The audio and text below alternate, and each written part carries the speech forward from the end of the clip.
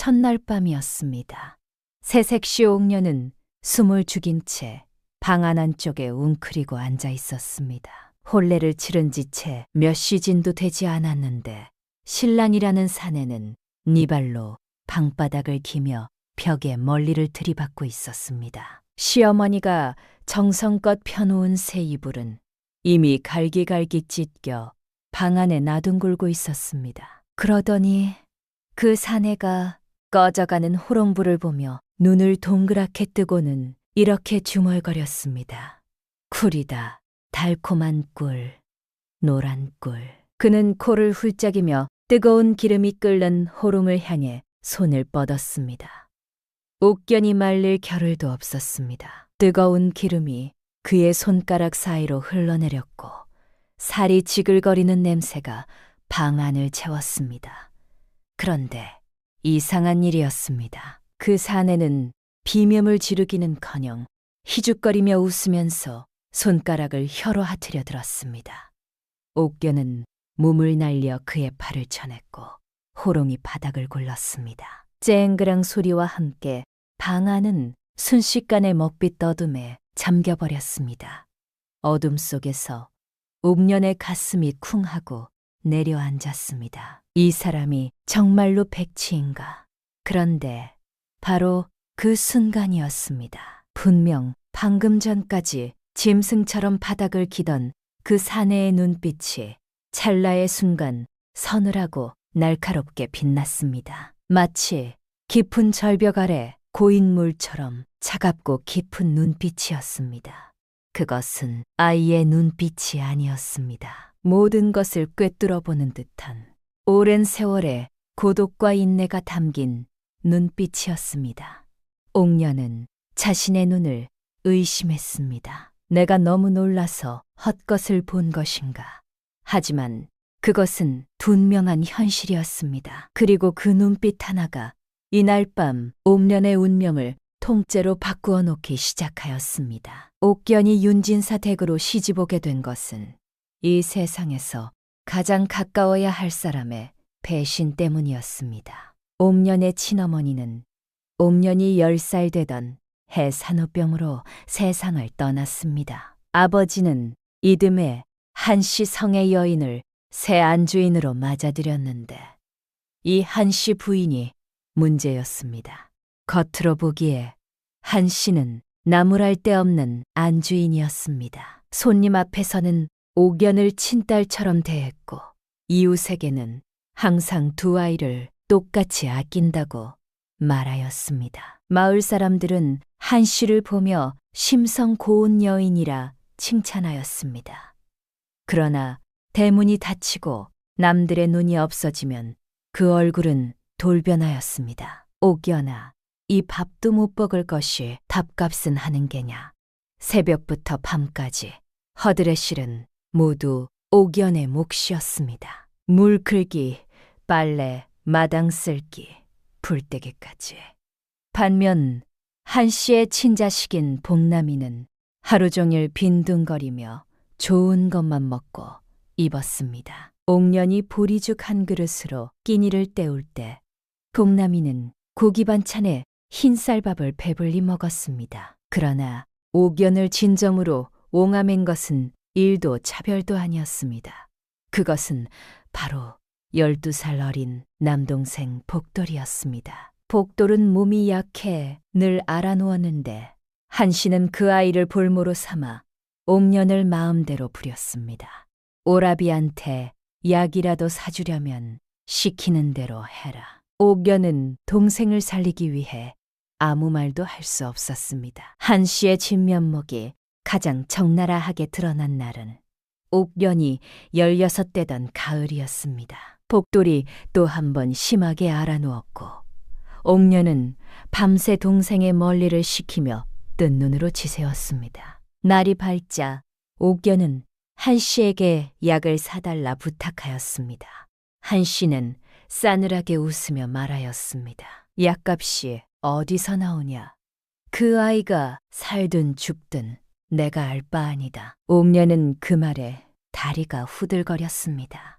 친어머니가 낳은 자식에게 이런 말을 할 수 있다니. 옥견은 이를 악물고 울음을 삼켰습니다.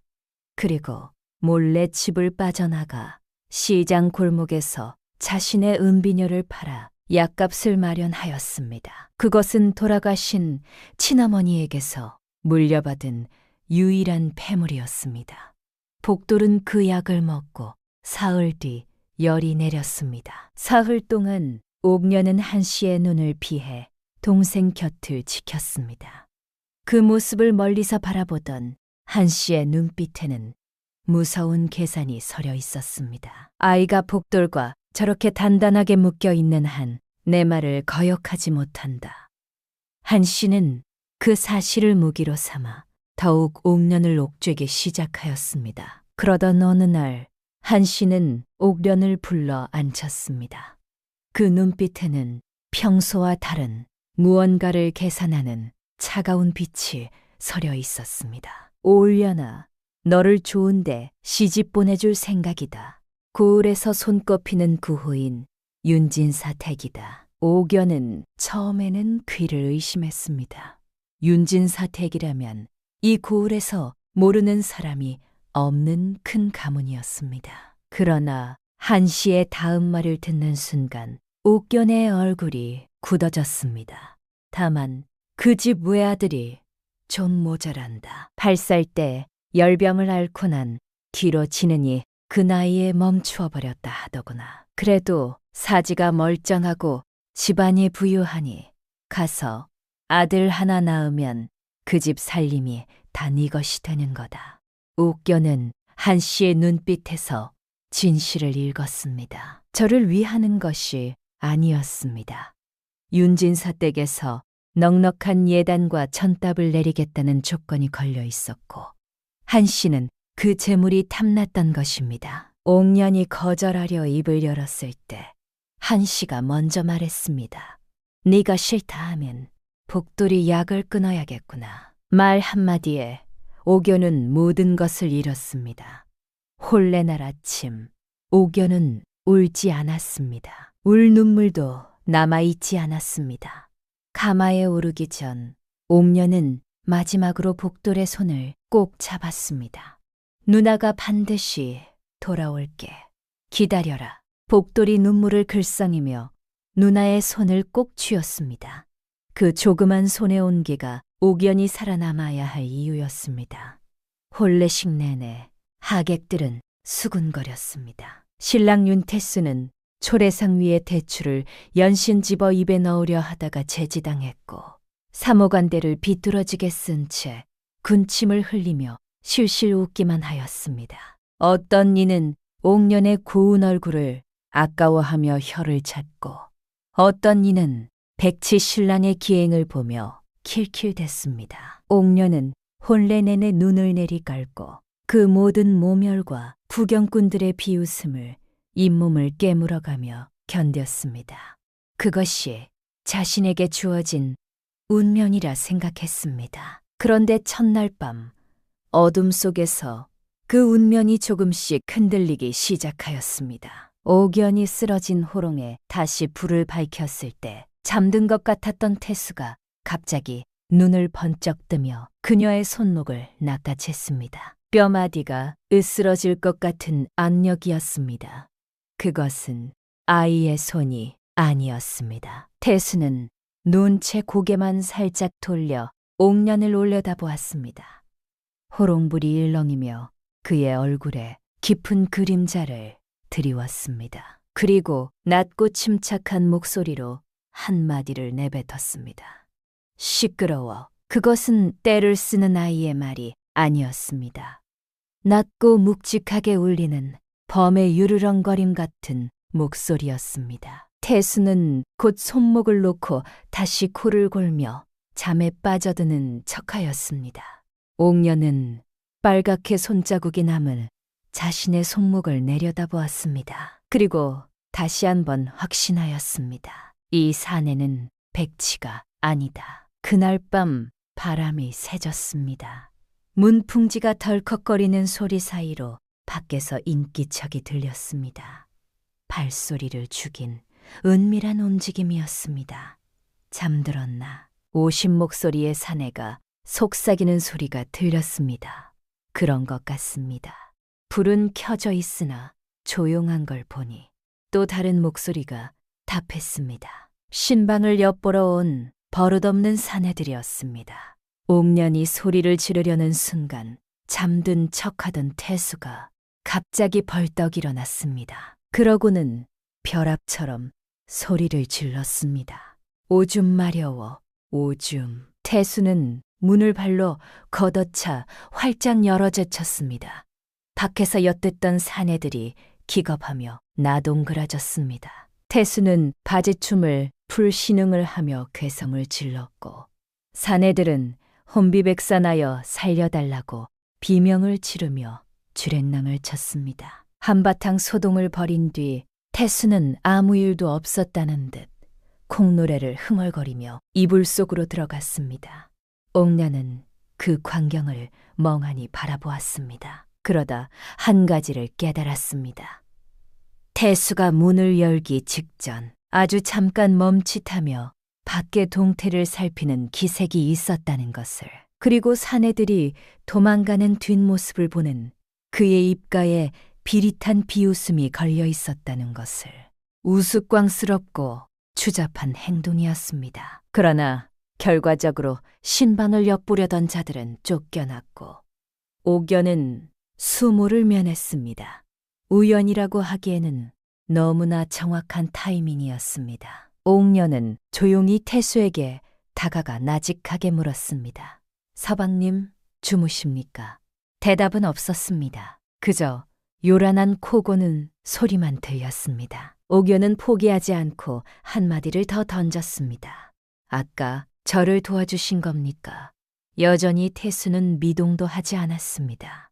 그러나 옥연은 보았습니다. 이불 밖으로 삐져나온 그의 주먹이 미세하게 떨리고 있다는 것을, 그리고 손등에 힘줄이 볼록 솟아오르는 것을. 옥연은 그 손을 바라보며 혼잣말처럼 중얼거렸습니다. 언젠가는 반드시 알게 될 것입니다. 서방님이 누구인지. 날이 밝자 윤진사 댁에 민낯이 드러나기 시작하였습니다. 마당에는 윤진사의 이복 동생과 그 아들들이 이른 아침부터 진을 치고 있었습니다. 그들의 눈빛은 태수를 향한 조롱과 멸시, 그리고 그 너머에 감춰진 탐욕으로 번들거렸습니다. 형님도 딱하십니다. 저런 얼간이를 장손이라고 끼고 계시니 차라리 저희 쪽 아이를 양자로 들이시는 게 가문을 위해 낫지 않겠습니까? 그들 중 으뜸임 건호라는 사내가 비아냥거렸습니다. 그의 말투에는 예의라곤 티끌만큼도 없었습니다. 윤진사는 아무 대꾸도 하지 않았지만 그의 어깨는 축 처져 있었습니다. 태수는 마당을 뛰어다니며 염소를 쫓고 있었습니다. 매에 매에 내가 너 잡는다. 흙투성이가 된 채 풀잎을 입에 물고 있는 꼴이 영락없는 미치관이었습니다. 건호가 혀를 차며 혼잣말을 하였습니다. 저런 것이 이 집안의 대를 이을 장손이라니 차라리 저 꼴을 보는이 없는 편이 낫겠구먼. 그 말에 옥연의 등줄기가 서늘해졌습니다. 이 집안은 겉으로는 평온해 보이나 속은 곰바 문드러지고 있었습니다. 하이에나 때처럼 재산과 대권을 노리는 친척들이 득식을 거렸고 유일한 장손인 태수는 그들의 가장 큰 관역이었습니다. 만약 태수가 멀쩡한 정신에 뛰어난 사내였다면 그는 벌써 쥐도 새도 모르게 제거되었을지도 모른다는 생각이 들었습니다. 그 생각이 드는 순간 옥변의 심장이 쿵 하고 내려앉았습니다. 그렇다면 이 사내가 백치인 척하는 것은 살아남기 위한 것이 아닐까. 그런데 그날 오후 더 큰 문제가 찾아왔습니다. 계모 한씨가 보낸 자가 뒷담 근처에서 서찰 하나를 건넸습니다. 닷새 안에 안채 열쇠가 어디 있는지 알아오너라. 그렇지 않으면 복돌의 밥줄을 끊겠다. 서찰을 읽는 옥년의 손이 부들부들 떨렸습니다. 이 집에 들어온 지 하루도 되지 않아 이미 사방이 막혀버린 것입니다. 시댁에서는 백치 남편을 수발들라 하고 친정에서는 도둑질을 강요하니 사면이 모두 절벽이었습니다. 때 등 뒤에서 누군가 툭 하고 어깨를 건드렸습니다. 색시야 뭐해. 해맑은 목소리의 주인은 태수였습니다. 그는 흙 묻은 손으로 옥연의 치맛자락을 잡고 흔들었습니다. 나 배고파. 밥 줘. 밥. 옥련이 황급히 서찰을 소매 속에 숨기는데 태수가 불쑥 그녀의 소매 쪽으로 손을 뻗었습니다. 거기 뭐 있어? 맛있는 거야. 나도 줘. 옥련은 기겁하며 뒤로 물러섰습니다. 태수는 입을 삔죽거리더니 갑자기 옥련의 귀에 대고 속삭이듯 노래를 흥얼거렸습니다. 나쁜 종놈이 왔다 갔네. 쥐새끼가 왔다 갔네. 옥련은 얼어붙었습니다. 그 말은 분명 방금 서찰을 건네고 간자를 두고 하는 것이었습니다. 태수는 아무렇지 않게 다시 노래를 흥얼거리며 마당을 가로질러 뛰어갔습니다. 쥐잡자, 쥐잡자, 찍찍찍. 옥련의 심장이 격하게 요동쳤습니다. 그는 알고 있다. 내가 누구를 만났는지, 그 자가 어떤 자인지. 백치 같은 노랫말 속에 뼈가 담긴 경고가 있었습니다. 이 사내는 분명히 백치가 아니었습니다. 그로부터 사흘 뒤였습니다. 옥련은 밤중에 몰래 방을 빠져나와 계모 한씨가 보낸 월패들을 만나러 뒷산으로 향했습니다. 문서 대신 자신이 가진 폐물을 모아 가져갔습니다. 의장도 하나와 비녀 2개, 그리고 혼례 때 시댁에서 내려준 놀이개 하나였습니다. 동생을 살릴 수만 있다면 이것으로라도 때워야 했습니다. 달빛도 구름에 가려 어두운 밤길은 스산하기 짝이 없었습니다. 소나무 숲에 다다르자 차가운 바람에 솔가지들이 서로 부딪히며 거친 소리를 냈습니다. 약속 장소인 무너진 산신각 앞에는 이미 험상궐은 사내들이 기다리고 있었습니다. 계모 한씨가 고용한 월패들이었습니다. 새색씨가 제 시간에 왔구만. 그래, 물건은 가져왔나. 우두머리로 보이는 흉터난 사내가 거들먹거리며 손을 내밀었습니다. 옥련은 품에서 폐물이 든 주머니를 꺼내 던졌습니다. 이것으로 약값은 충분할 것이다. 더 이상 나를 찾지 마라. 그리고 내 동생에게 손끝 하나라도 댔다가는 가만두지 않겠다. 사내는 주머니를 열어 내용물을 확인하더니 픽하고 비웃음을 흘렸습니다. 이보슈, 작은 마님, 우리가 거지로 보이시나 고작 이따위 부스러기로 윤진사 등 재산을 퉁치려고. 마님이 원하신 건 전담문기라 하셨을 텐데. 사내는 주머니를 바닥에 내팽개치고 옥련에게 다가왔습니다. 문서를 내놓지 않으면 오늘 밤 대기 이 산을 내려가지 못할 수도 있어. 월패들이 킬킬대며 옥련을 애워쌌습니다. 공포가 엄습했습니다. 옥련은 뒷걸음질 쳤지만 등 뒤는 가파른 벼랑이었습니다. 오지 마라. 가까이 오면 소리를 지르겠다. 옥련의 외침은 공허하게 솔숲 속으로 흩어졌습니다.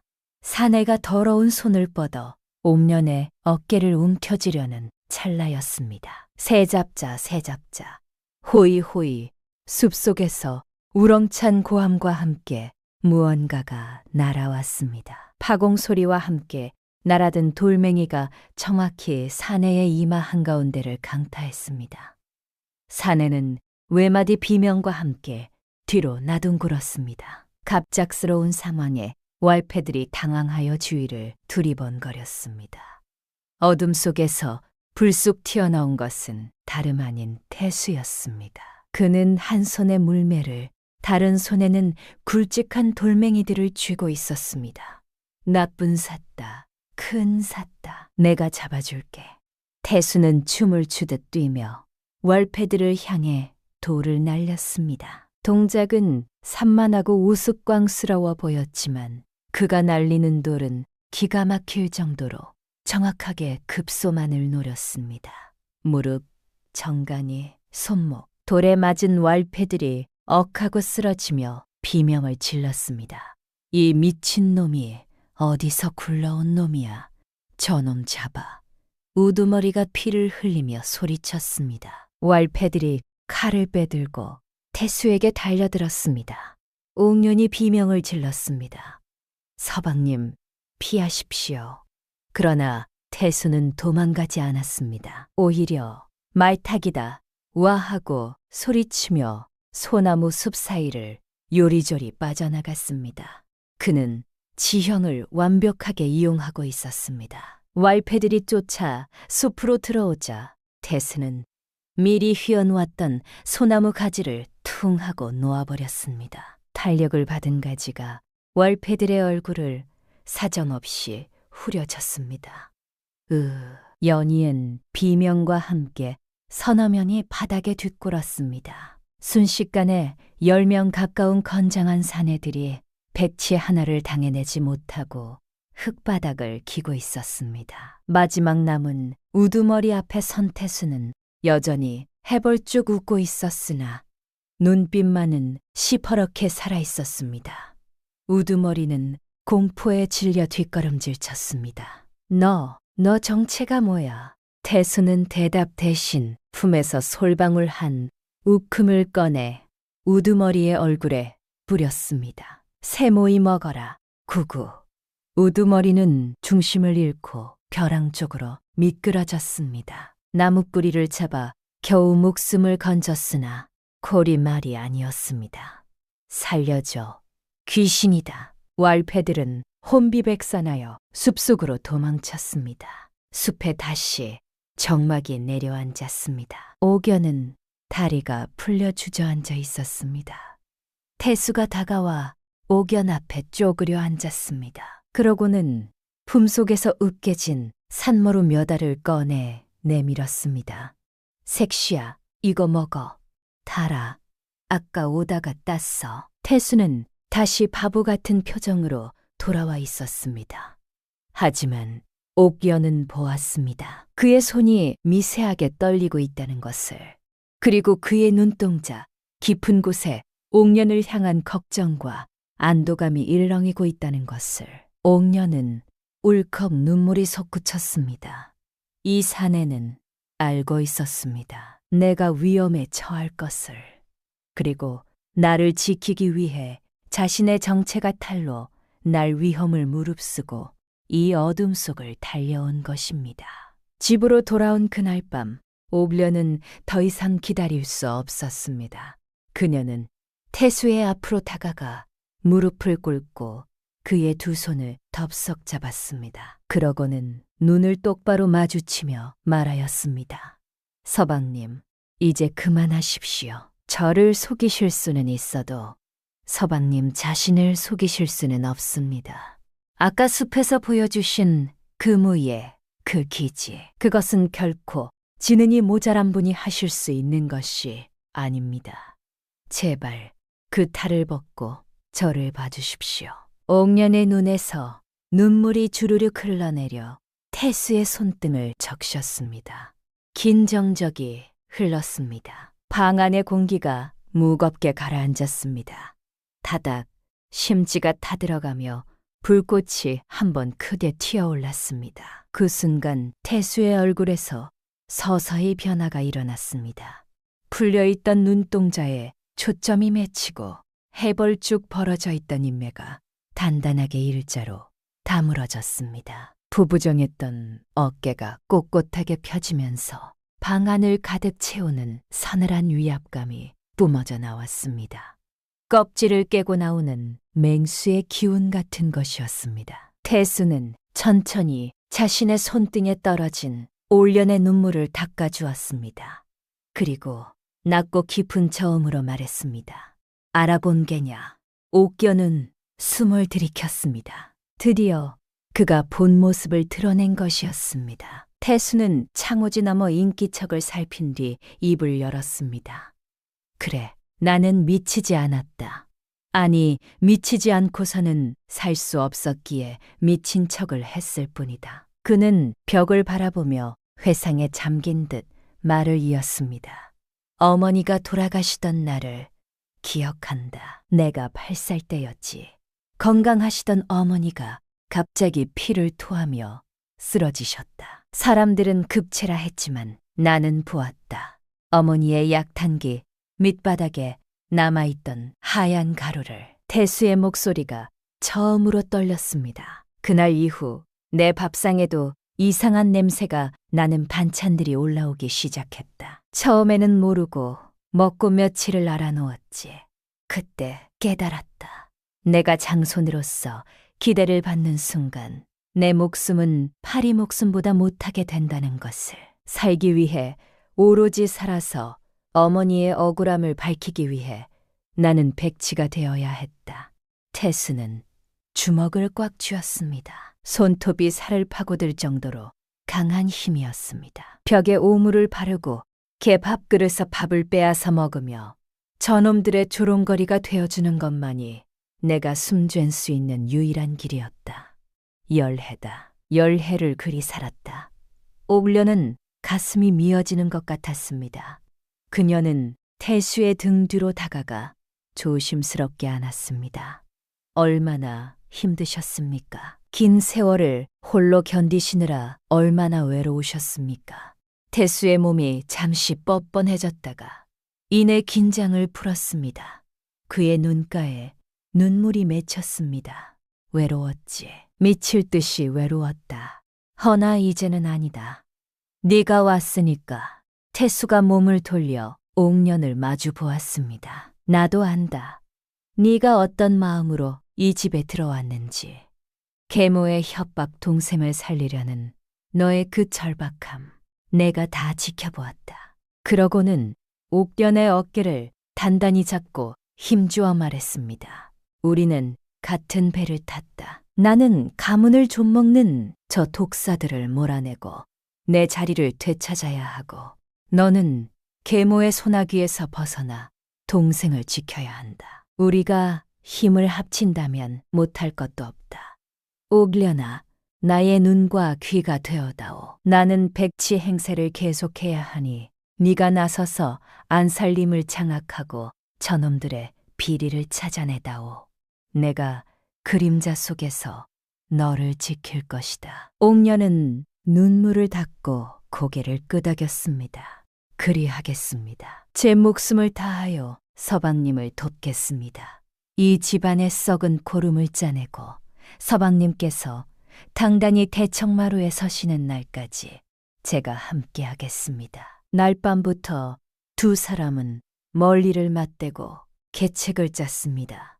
태수는 열해 동안 백치 행세를 하며 엿들은 집안의 비밀을 낙낙이 옥년에게 일러주었습니다. 건호는 노름빚에 시달리고 있고 계모조 씨는 소장료를 빼돌려 친정빚을 갚는 데 써왔다는 것. 그리고 그 모든 것이 고스란히 적힌 이중 장부가 문서고에 있다는 것. 다음 날 아침부터 옥년과 태수의 기묘한 일과가 시작되었습니다. 겉으로 보기에는 옥년이 태수에게 글을 가르치는 모습이었습니다. 하늘천, 따지. 옥년이 목청 높여 글을 읽으면 태수는 하늘, 땅, 검은 떡, 누런 떡하며 장난스럽게 따라하였습니다. 문 밖에서 엿듣던 하녀들은 혀를 차며 수군거렸습니다. 아이고, 새아기 씨도 참 미련하시지. 저 백치한테 천자문을 가르쳐 어디에 쓰려고 속이 경을 칠 노릇이지. 시어머니 조씨 역시 그 소리를 듣고 묘한 웃음을 흘렸습니다. 그래, 허침이나 쓰게 내버려 두어라. 제가 제풀에 지쳐 떨어져 나가겠지. 하지만 방 안의 실상은 달랐습니다. 옥연이 붓 끝에 물을 묻혀 책상 위에 빠르게 글자를 적으면 태수는 곁눈질로 읽고 바닥에 손가락으로 답을 썼습니다. 글자는 물기가 마르면서 금세 사라졌기에 아무런 증거도 남지 않았습니다. 소리로는 엉뚱한 문답을 주고받으면서도 손과 눈으로는 치밀한 작전을 짜고 있었습니다. 이것은 그들만의 은밀하고도 위험한 유희였습니다. 기회는 제삿날이었습니다.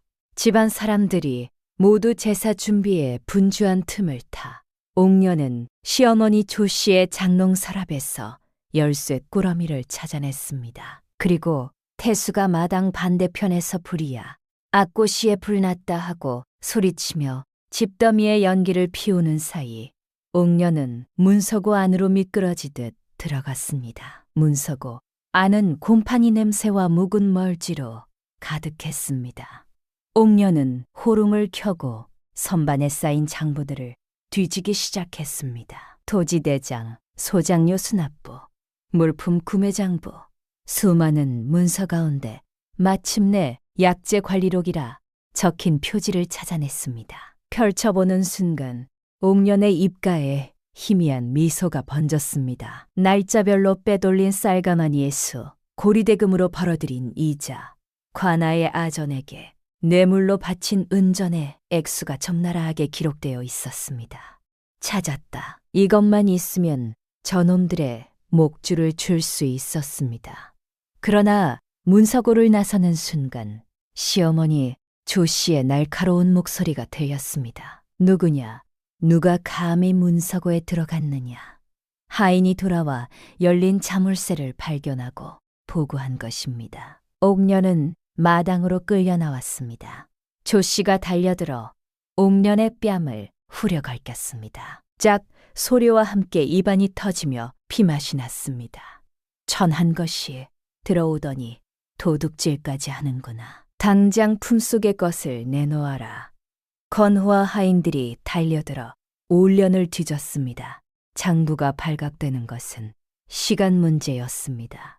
바로 그 순간이었습니다. 인파를 해치고 태수가 뛰어들었습니다.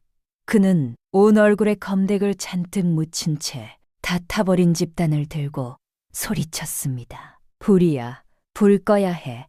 내가 불 꺼.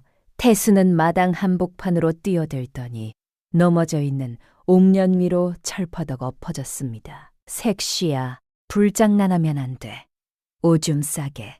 그는 옥년을 감싸 듯 껴안으며 큰 소리로 획설수설댔습니다. 사람들이 태수를 떼어내려 옥신각신하는 혼란을 틈타 옥년은 품속의 장부를 태수의 두툼한 바지 속으로 슬쩍 밀어 넣었습니다. 그러자 태수는 아이고, 배야, 오줌 나온다, 오줌 마려 하고 고래고래 소리를 지르며 몸부림쳤습니다. 에이, 더러워, 저리 치워. 사람들이 기겁하며 물러섰습니다. 결국 조 씨가 옥년의 몸을 샅샅이 뒤졌지만 아무것도 나오지 않았습니다. 옥년은 흐트러진 멀리를 쓸어 넘기며 도끼 어린 눈으로 조 씨를 올려다보았습니다. 도둑이라니요. 저는 그저 서방님이 불장난을 하시기에 빗자루를 찾으러 들어갔을 뿐입니다. 며느리를 도둑 취급하시다니 이것이 사대부가의 법도입니까? 방으로 돌아온 두 사람은 비로소 안도의 숨을 내쉬었습니다. 태수는 바지에서 장부를 꺼내 올련에게 건넸습니다. 네가 큰일을 해냈다. 이것이 놈들의 목을 칠칼이 될 것이다. 태수의 눈이 형형하게 빛났습니다. 사흘 뒤 윤진사 댁 사랑채는 무거운 침묵으로 짓눌려 있었습니다. 문중의 어른들이 모두 모인 자리였습니다. 오늘은 태수의 각관을 박탈하고 차기 가주를 결정하는 날이었습니다. 명분은 그럴듯했습니다. 정신이 온전치 못한 장손이 가문의 대소사를 그르치고 재산을 탕진할 우려가 있으니 현명한 양자를 들여 가문을 보존해야 한다는 것이었습니다. 마당에는 아무것도 모르는 척하는 태수가 멍석 위에 쪼그려 앉아 개미떼를 구경하고 있었습니다. 개미야, 어디가? 밥 먹으러 가. 그는 침을 흘리며 혼잣말을 중얼거렸습니다. 사랑채 문이 열려 있어 그 모습이 어른들의 눈에 적나라하게 들어왔습니다. 조 씨가 혀를 차며 과장된 한숨을 쉬었습니다. 보십시오, 어르신들, 장손의 상태가 날로 심해지고 있습니다. 저런 아이에게 어찌 이 커다란 가문의 앞날을 맡기겠습니까? 건호가 거들었습니다. 형님을 위해서라도 편히 쉬게 하고 제가 가문의 짐을 나누어 지는 것이 도리라 생각합니다. 문중 어른들이 수근거렸고 분위기는 이미 조 씨와 건호가 의도한 대로 흘러가고 있었습니다. 대종손이 붓을 들어 태수의 각권 박탈 문서에 수결을 하려는 찰나였습니다. 멈추십시오, 큰어르신. 나직하지만 천둥처럼 울리는 목소리가 사랑채를 갈랐습니다. 순식간에 찬물을 끼얹은 듯 조용해졌습니다. 모든 시선이 소리가 난 곳으로 쏠렸습니다. 마당 멍석 위에 쪼그려 앉아있던 태수가 천천히 몸을 일으키고 있었습니다. 굽어있던 등이 꼿꼿하게 펴지고 헝클어진 멀리카락 사이로 드러난 얼굴에는 더 이상 백치의 흔적이 없었습니다. 그는 성큼 마루로 올라왔습니다. 걸음걸이는 호랑이처럼 위엄이 있었고 눈빛은 서리빨처럼 차가웠습니다. 하인들은 그 기세에 눌려 저절로 뒷걸음질 쳤습니다. 그 순간 사랑채 안에 모인 모든 사람들이 느꼈습니다. 이 사내가 지금까지 자신들이 알던 백치가 아니라는 것을. 건호가 멍하니 입을 벌리며 물었습니다. 형님, 방금 뭐라 하셨어? 태수는 대답 대신 건호를 쏘아보았습니다. 그 눈빛 하나에 건호는 오금이 저려 주저앉을 뻔하였습니다. 태수는 품에서 이중장부를 꺼내 탁자 위에 던졌습니다. 툭, 둔탁한 소리가 정적을 깼습니다. 여기 지난 5년간 조 씨와 건호가 빼돌린 가문의 재산 내역이 낭낙이 적혀 있습니다. 소장료 횡령, 고리대금, 관아 뇌물 상납, 어느 것 하나 빠짐없이 기록되어 있지요. 3년 전 흉년의 관아에서 내린 진횟미가 어디로 갔습니까? 조 씨의 친정빚을 갚는 데 쓰였지요. 작년 선산의 목재를 몰래 배업한 돈 건호 내놈의 기방외상값으로 들어가지 않았느냐. 태수의 입에서 터져나오는 구체적인 증거에 건호와 조 씨는 반박 한마디 못하고 벙어리가 되었습니다. 대종손이 떨리는 손으로 장부를 넘겨보았습니다. 그의 얼굴이 분노로 붉게 달아올랐습니다. 이런 천하의 간악한 놈들을 보았나. 이것이 사실이냐? 건호가 바닥에 이마를 박으며 으스했습니다. 아닙니다. 모함입니다. 저 미친놈이 가짜 장부를 만들어. 태수가 코웃음을 쳤습니다. 장부는 미놈들과 한통 속인 마름이 작성한 것이 아니더냐. 당장 그자를 불러 문초하면 진위는 금방 밝혀질 것이다. 쥐지에 몰린 건호는 이성을 잃었습니다. 이 자식이 죽으려고 환장했나. 건호가 품에서 비수를 꺼내 태수에게 달려들었습니다. 어른들이 비명을 지르며 물러섰습니다. 하지만 태수는 피하지 않았습니다. 건호의 칼날이 가슴팍을 향해 찔러오는 순간 태수는 번개처럼 몸을 틀어 칼을 쥔 손목을 낚아챘습니다. 우두둑 뼈 꺾이는 소리와 함께 비수가 바닥에 떨어졌습니다. 태수는 그대로 건호를 제압하고 바닥에 내리꽂았습니다. 무식한 놈, 힘으로 안 되니 흉기까지 드는구나. 좌중은 숨을 죽이고 그 광경을 지켜보았습니다. 백치라 여겼더니 천하장사여, 10년 묵은 원한을 갚으러 온 저승사자처럼 보였습니다. 태수는 건호를 하인들에게 넘기고 조 씨 앞으로 다가갔습니다. 그의 그림자가 조 씨를 덮쳤습니다. 태수는 천천히 허리를 굽혀 조 씨와 눈을 맞추었습니다. 그리고 오직 조 씨만 들을 수 있는 목소리로 속삭였습니다. 어머니, 제 친어머니의 약탕기에 독을 타던 날 제가 방문 틈으로 보고 있었다는 것을 정녕 모르셨습니까? 조 씨의 눈동자가 공포로 커졌습니다. 너. 그녀는 숨이 막혀 말을 잇지 못했습니다. 태수는 나직하게 말을 이었습니다. 8살 아이의 눈에 비친 어머니의 죽음. 고통을 잊기 위해 나는 매일 밤 제 허벅지를 깨물며 백치 흉내를 냈다. 네가 주는 밥을 먹고 토하면서도 웃어야 했다. 이 열해는 나를 죽인 시간이 아니라 너를 잡기 위해 칼을 간 시간이었다. 태수가 몸을 일으키자 조 씨는 거품을 물고 혼절해 버렸습니다. 윤진사가 비틀거리며 다가와 태수의 어깨를 잡았습니다. 그의 눈에는 회한의 눈물이 고여 있었습니다. 태수야, 내 아들아, 이 못난 애비가 너를 몰라보고. 태수는 잠시 아버지의 손을 바라보다가 담담하게 말했습니다. 아버지의 잘못이 아닙니다. 다만 악인에게 너무 관대하셨던 것이 죄라면 죄겠지요. 이제라도 바로잡으면 됩니다. 대종손이 엄숙하게 선언하였습니다. 윤태수는 들어라. 너는 오늘 가문을 위기에서 구하고 장손으로서의 기계와 지혜를 증명하였다. 이에 나는 문중의 이름으로 너를 차기 가주로 인정하노라. 마당에서 지켜보던 하인들과 소작인들 사이에서 환호성이 터져나왔습니다. 그동안 조 씨와 건호의 수탈에 시달리던 그들에게 태수의 승리는 곧 자신들의 해방이나 다름없었습니다. 건호와 조 씨는 결박되어 관하로 넘겨졌습니다. 윤진사탱 마당에 감돌던 열해 묵은 탁한 공기가 일시에 거치는 듯하였습니다. 그런데 말입니다. 아직 끝이 아니었습니다. 계모 한 씨의 차례가 남아 있었습니다. 태수는 이미 오래전부터 한 씨의 행태를 꿰뚫고 있었습니다. 그는 암행어사와 밀리연통을 해두었고 관하에서 건호의 비리를 조사하던 중 자연스럽게 한 씨의 죄상도 낱낱이 드러났습니다. 딸을 팔아넘기고 아들을 볼모로 삼은 죄, 그리고 빼돌린 재물을 감춰둔 죄까지.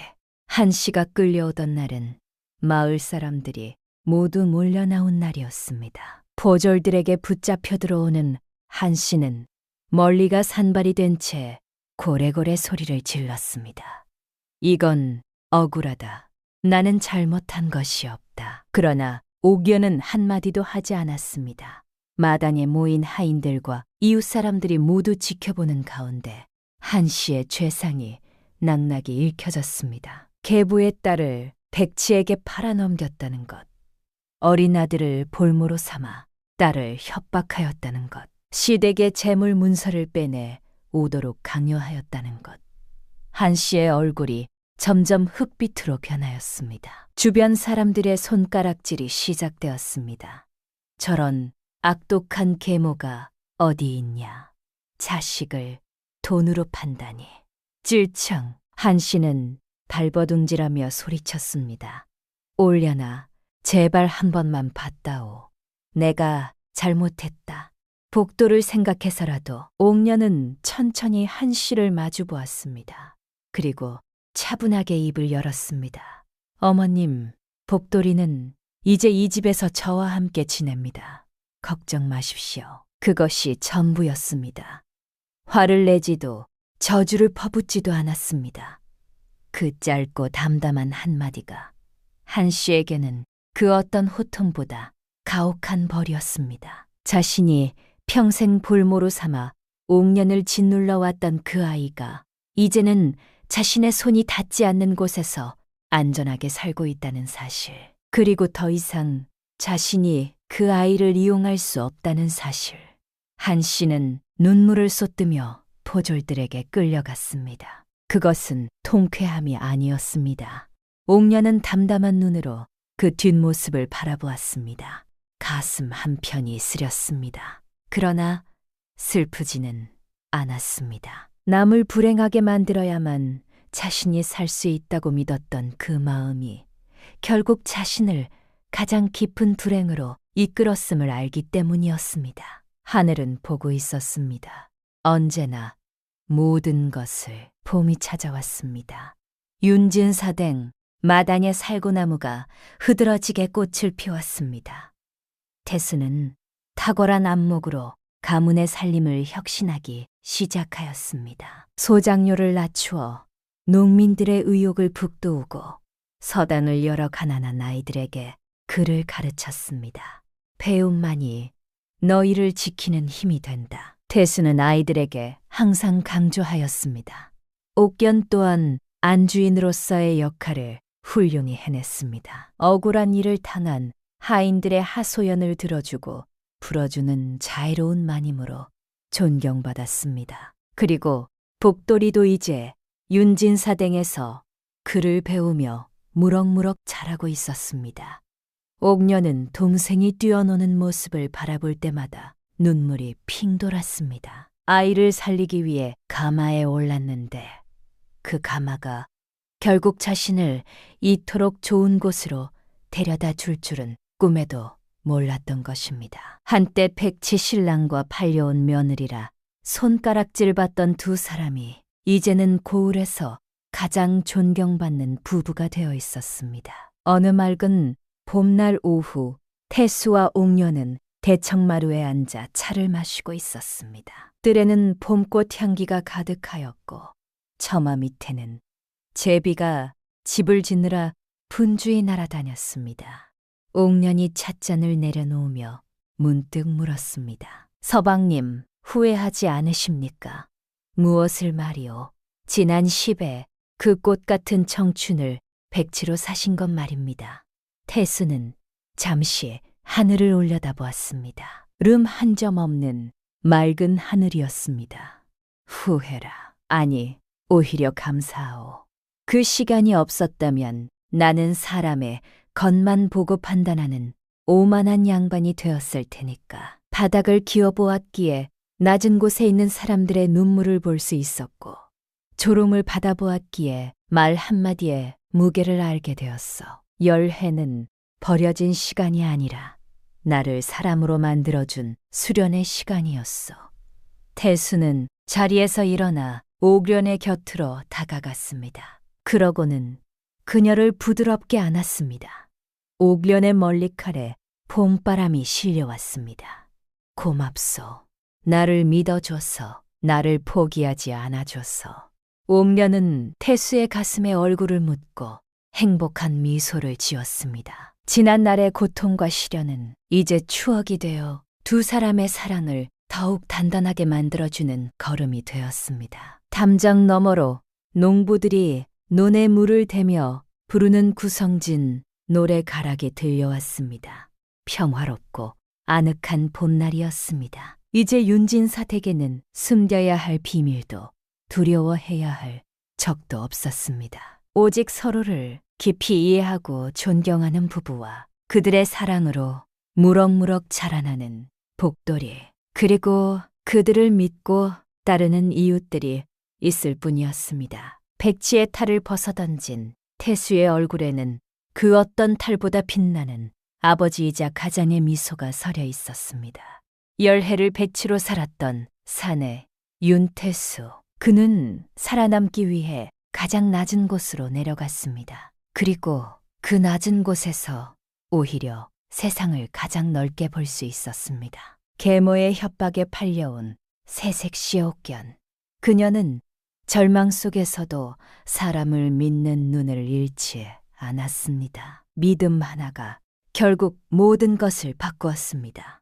악인들은 어떻게 되었을까요? 건호와 조씨는 관아의 심판을 받아 마땅한 벌을 치렀습니다. 계모한 씨는 재물도 딸도 알들도 모두 잃고 홀로 남겨졌습니다. 그것이 하늘이 내린 벌이었습니다. 남을 불행하게 만들어야만 자신이 살 수 있다고 믿었던 자들은 결국 자신이 가장 불행한 자가 되었습니다. 어둠이 아무리 깊어도 새벽은 반드시 찾아옵니다. 시련이 아무리 혹독해도 희망의 끈을 놓지 않으면 하늘은 결코 외면하지 않습니다. 오늘 이야기는 여기서 끝이 납니다. 이런 감동적인 야담 이야기가 계속될 수 있도록 구독과 좋아요로 응원해 주시면 큰 힘이 됩니다. 다음 이야기에서 또 만나 뵙겠습니다. 시청해 주셔서 감사합니다.